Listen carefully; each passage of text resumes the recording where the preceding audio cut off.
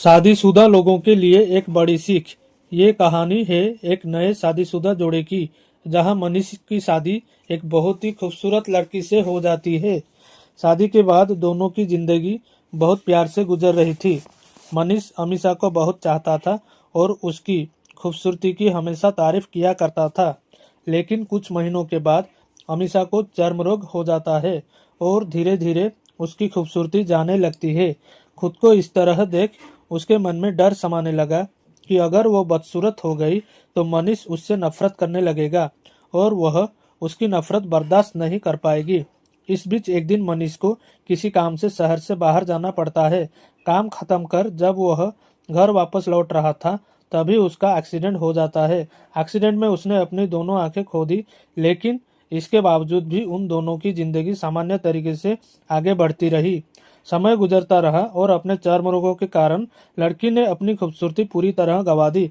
वह बदसूरत हो गई, लेकिन अंधे पति को इस बारे में कुछ भी पता नहीं था। इसीलिए इसका उनके खुशहाल विवाहित जीवन पर कोई प्रभाव नहीं पड़ा। मनीष उसे उसी तरह प्यार करता रहा। एक दिन अमीषा की मौत हो गई। मनीष अब अकेला हो गया था। वह बहुत दुखी था। वह उस शहर को छोड़कर जाना चाहता था। उसने अंतिम संस्कार की सारी क्रियाविधि पूरी की और शहर छोड़कर जाने लगा।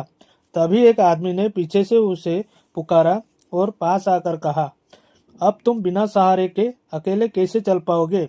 इतने साल तो तुम्हारी पत्नी तुम्हारी मदद किया करती थी। मनीष ने जवाब दिया, दोस्त, मैं अंधा नहीं हूँ। मैं बस अंधा होने का नाटक कर रहा था, क्योंकि यदि मेरी पत्नी को पता चल जाता कि मैं उसकी बदसूरती देख सकता हूँ तो यह उसे उसके रोग से ज़्यादा दर्द देता। इसीलिए मैंने इतने साल अंधे होने का दिखावा किया। वह बहुत अच्छी पत्नी थी। मैं बस उसे खुश रखना चाहता था। दोस्तों, हमें भी खुश रहने के लिए एक दूसरे की कमियों के प्रति आंखें बंद कर लेनी चाहिए और उन कमियों को नज़रअंदाज कर देना चाहिए।